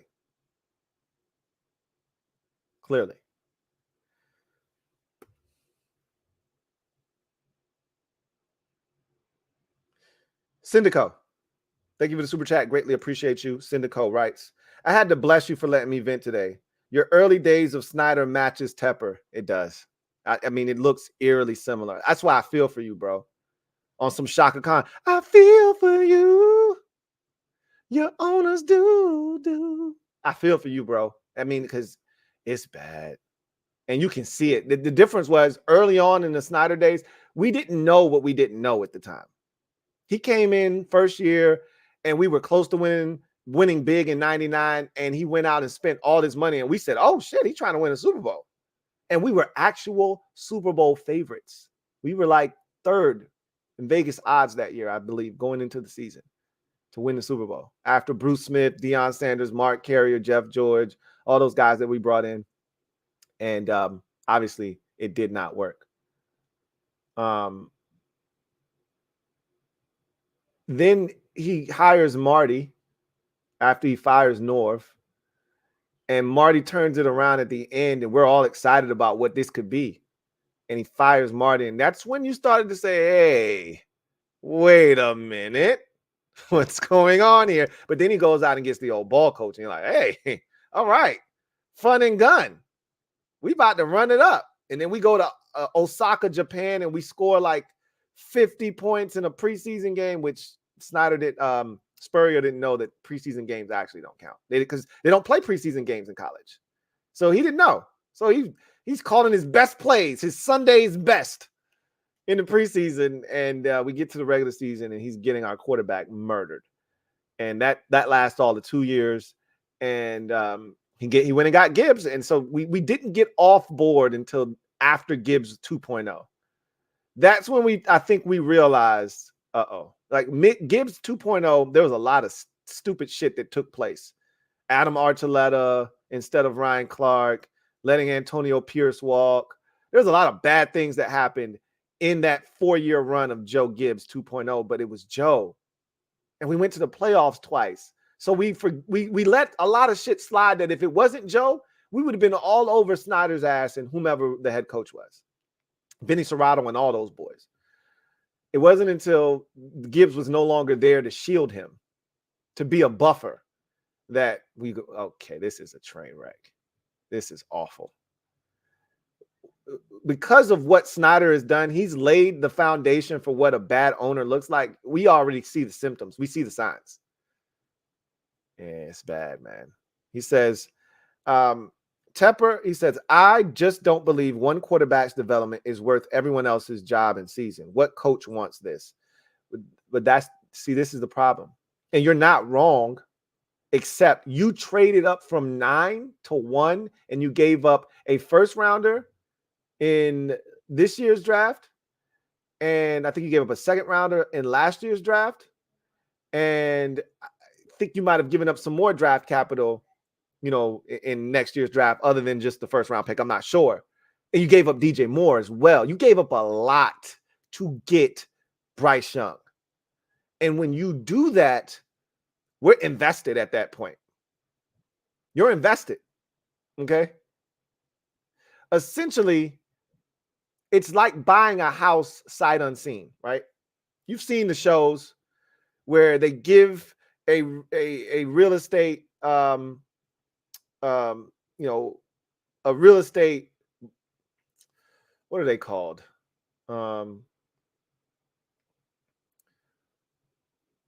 They give these real estate, house flippers and brokers money, right? And here's my budget, or here's how much I'm willing to spend, find me a house. And they buy a house and the owners haven't seen it. I just spent $540,000. I don't like the house, but you could sell it. You could theoretically sell the house, and ultimately you may get to that point where this doesn't suit our needs. But you tell that real estate agent, this is what I need. So they're going to find all of the things that you told them that you need, right? So it's not going to be a situation where you don't have the requisite space, you don't have the backyard, you don't have X, Y, Z that you want, because they made sure they built all of that into whatever house they found. But you get there, you get the house, you see it, and you're like, oh, I don't really love this. But you're in too deep now. At some point, you cut your losses, right? Market's not really good right now. Selling the house, we'd be upside down. We should hold on to it for now. Market gets better. Now it's a selling market, or a buyer's market, or a seller's market rather. And you can make, whatever you paid times another 200,000, plus another 200,000 on top. That's when you sell. You're not in a position to do that right now. So you just gotta make do with what you have, because you gave up a lot to get him. I get it. It sucks, but that's the nature of the beast. Let's see. Zoe Life, No Life writes, if the Jets signed Joe Flacco, they would be 6-6. But seriously, Nathaniel Hackett is gone when Aaron Rodgers retires. He can't elevate and isn't creative. The only reason he was bought to New York was the same reason that they went and got him in Denver, is they thought he could lure Aaron Rodgers there. Aaron Rodgers, and that was something else Aaron Rodgers was pissed off about when he talked about the Zach Wilson situation. He's like, these dudes literally put out the list of items. They put that out there that I made a list of demands before I got to New York, which was true. But he was pissed off that got out. Like, who's leaking this stuff? Because I talked about how gross of a process it was, the Jets getting Aaron Rodgers. Like, they hoard themselves. They went out and they checked off the entire list. Brady started this, though. And even Brady's situation wasn't as bad as Aaron Rodgers. Aaron was a bit over the top. He went and got his boy a job who's been washed for 5 years. But every time Aaron gets a job, one of the prerequisites to getting Aaron Rodgers on board is you got to give me Randall Cobb. You got to give me Cobby. That's my boy. And as long as I'm working, and you know what though? I can respect that, because Aaron's like, as long as I'm working, my boy eating too. So I can't even be mad at that. That's like Giannis making sure his brother's in the league. Like, hey, you want me to stay in Milwaukee? My brother got to be on the end of this bench. That's just what it is. If you got that kind of power, why not wield it, right? If you can help somebody else eat, why not? Niners fan writes, you can't tell me anybody other than Zach gave them the best chance to win. Also, don't you feel Zach has been scapegoated? I know he stinks, but there's no way Simeon or Boyle are good. Yeah, I kind of feel that way. Look, we've watched Zach Wilson. He's not good. But I also don't think they've done a lot of, creative things to help, right? There's certain things he does well. There's certain things he doesn't do well. So minimize the things that he doesn't do well and maximize the things that he does do well. He's a really good athlete. So get him outside of the pocket. Roll him out, bootlegs. You got an excellent running back. You got excellent tight end play right now. You got a stud wide receiver. You should be running the shit out of the football. Again, Nathaniel Hackett wasn't brought here for that. He wasn't brought here to run a physically imposing offense that features a ton of play. Like, that's that Shanahan shit. He's not that guy, right? He's not Bill Callahan. He can't, that's not who he is. So Zach Wilson should be under center, handing it off, and then bootlegging, getting out of the pocket, finding a tight end leaking out in the flats. And they do those things too. Don't get me wrong. They try to do things. It's just, he hasn't been consistent, and I don't know if scapegoated is the right word, because he hasn't played well. And he's made mistakes. And he's left, meat on the bone. But them benching him as if they had a better option. And again, I get it. As I said earlier, insanity is doing the same things over and over again and expecting different results. And they were trotting him out there every week and they weren't scoring points. And so they thought, we got to try something. So they did. But they found out real quick the grass isn't any greener, or it's not any less brown on the other side. I think they figured that out. But the damage has already been done. Once you bench a dude and he's fragile. We know Zach Wilson's a little fragile. We've seen that over the first couple of years of his career mentally. He's a little fragile. It's hard to go back to that young fella after that. Niners fan says, hell, I'll take Zach when he's released this offseason. Kyle loves Darnold. Why not get another Jets QB bust after Darnold leaves? I wanted him in 2021. He can learn from Brock. That'd be a great place for him. That offense fits him, because what does Kyle love? Quick release guys. I don't know if anybody has a quicker release in the league than Zach Wilson, and we all know Kyle coaches a very quarterback-friendly offense with targets that, in a league where it's hard to get guys wide open, Kyle's offense and anybody in that Shanahan tree, we see what Bobby Slowick's doing in Houston. Dudes are wide ass open. We got Noah Brown out here cooking folks, right? Wide ass open, putting up 170 and 90-yard days. We got Nico Collins out here looking like a straight stud, right? Not that Nico Collins is trash, but he won't doing that shit with Davis Mills before Bobby Slowick got there. It's just a different party when your coaching staff gets it and can create situations where guys are open. Kyle can do that, and I think it'll benefit a guy like Zach Wilson. Red Wing 01 writes, can anyone tell me the last time we used Curtis in the run game? I see San Francisco using Debo and CMC's dual threat abilities in tandem to constantly throw defenses off. Why can't we do that? You're preaching to the choir. I've talked about that all season. Like, they're not using Curtis. Like, they built this whole Curtis Samuel and Antonio Gibson as a weapon thing up this offseason to no end. Like, they talked about Curtis's usage and how he's going to be all over the field. And they had me thinking they were going to use him in like this Kadarius Toney type manner where he's going to be everywhere, touching it all kinds of ways. And he just hasn't. It's even worse than Scott Turner, right? Curtis was in the backfield for the first time against the Dolphins last week in probably 6 to 8 weeks. The first time he's lined up in the backfield since probably week 2 or 3. And he didn't get a carry, but he did catch it out of the backfield on an angle route against the linebacker.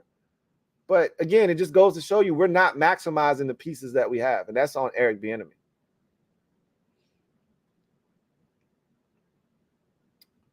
Gregory Lightbody writes, how do we still believe in how, even though he has 18 touchdowns and 14 interceptions? If I have to explain that to you, then we shouldn't be having a conversation anyway. The real question is, if you're 4-9 and you've got a quarterback with 18 touchdowns, 14 interceptions, which leads the NFL, and 4 pick sixes, and he hasn't been benched yet, what does that tell you? That's what you should be asking yourself. I can tell you what that means. The man is damn talented and he's done enough good things that they see more reasons to give him more opportunities instead of benching him. If those numbers were hollow and he was trash, they would have benched him a long time ago. If Ron Rivera thought that Jacoby Brissett gave him a chance to save his job, he would have benched him a long time ago. Sam isn't the problem, or he wasn't the problem. And there's a lot of problems, and he isn't the biggest one. That's what you should be asking yourself. Why hasn't he been benched? And that'll tell you all you need to know. Red Wing 01, thank you for the super chat. Greatly appreciate you. Thank you for being a member of the MOBB who writes, I don't know if you saw the MLB draft lottery, but man, the Nats are down bad. Landing the first and then the second pick just to have them both invalidated, it's tough. I didn't see that. I don't pay attention to any other drafts other than the NBA and the NFL. And the NBA draft, I don't pay attention to that, but for the first maybe 20 to 30 minutes, like once you get outside the lottery or outside of the first like set, because usually NBA drafts aren't very deep, top heavy, first 4 or 5 guys that go, then it's just a bunch of dudes and it's a crapshoot and you hope one of them turns out to be Kawhi Leonard or Giannis, that you get at like 13. But good luck, because usually the best players in the draft come from the top 7 picks. Your Jason Tatums, your Kyrie Irvings, your Zion Williamsons, your LeBron Jameses. These are all number 1, number 2, number 3, number 4, number 5 overall picks. Like it's not rocket science in the NBA.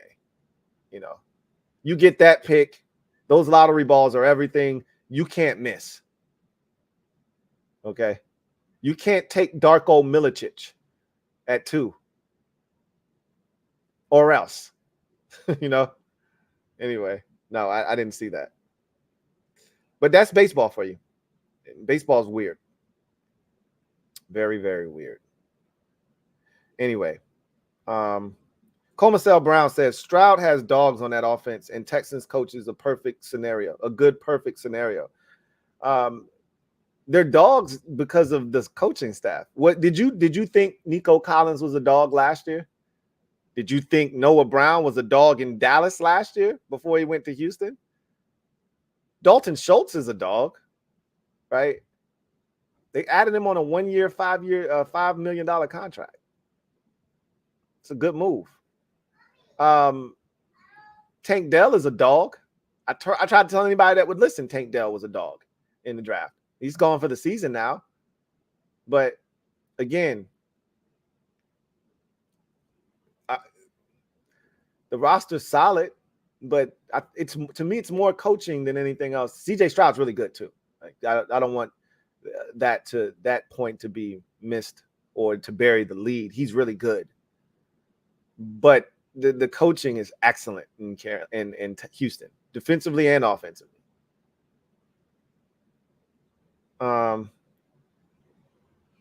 Syndico writes, my whole point is people are losing their jobs. I believe Bryce will be better in the future. We can't evaluate the offense. Now is the time to see who is worth keeping. We've seen enough. But that's not how it works though, Syndico. And you know that. I know that, you know that, we all know that. That's not how it works. Your job as a coach isn't to play the guy that gives you the best chance when it comes to the quarterback position, because that quarterback that gives you the best chance is a 13-year veteran, and we already know who he is. Your job is to elevate this rookie quarterback. That's your job, is to get the most out of this guy that we spent all this draft capital to acquire and gave away our best wide receiver to get. Your job is to make him the best football player you can possibly make him. And if you can't, then we're going to have to find somebody that can. And that's the reality of the situation. Whether we like it or we don't, that's how this works. They didn't hire Frank Reich to coach Andy Dalton. They hired Frank Reich to coach Bryce Young. And it wasn't working.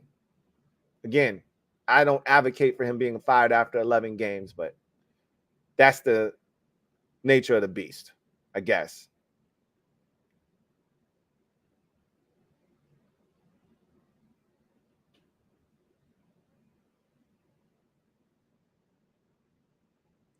All right. I'm gonna let y'all out of here. So they started on the NFC East stream on the NFC East Super Friends channel. So I didn't even realize they started it at 6. So I am going to allow you guys to get out of here. I'm not even gonna do garbage time. We stayed so long on social media maneuvers. It's not a big deal. I'll let you guys get out of here. And that was fun. I told you we was gonna have fun today. And it turned into a Panthers therapy session, sort of, which is cool because that situation is fascinating to me. It's very fascinating to me. Anyway, I digress. You guys enjoy the rest of your evening. If you're a Washington fan, I'll see you later. We'll have a spirited conversation and debate later on tonight. And for the rest of you, I'll see you off after Thursday. Boy, that's a bad game. Yikes. Steelers and Patriots. Golly. I might not see you after that one. But if I don't see you after that one, I definitely see you after on Friday for the podcast. If there's a podcast. If there's not a podcast, you'll at least get my money picks of the week. Boy, that's a rough one. Patriots and Steelers. I think I put that in the title as a preview for that game.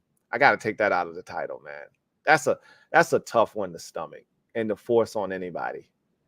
Steelers are going to have to play Mitchell Trubisky, and the Patriots don't even know who their starting quarterback. At this point, why not put Malik Willis in there? Or Malik Cunningham in. Shit, you didn't already ran through the gamut of Mac Jones and Bailey Zappi. Is it still Zappi hour, Patriots fans? Is it still Zappi hour? No. Okay. Might as well put in Malik Cunningham and see what the hell he can do. It can't be any worse. That's what we said about Zach Wilson and Tim Boyle and Trevor Simmons. It can't be any worse. And then they proceeded to score 8 points. And I mean, shit, they've had games this year where they haven't scored a touchdown, or they only scored. At least they scored a touchdown in those games. They scored 8 points, 2 field goals, and a safety. Ouch. And there was some good field position in that game, too. They should be ashamed of themselves. Anyway, I digress. You guys get out of here. I'll see you guys next time. God bless and good night.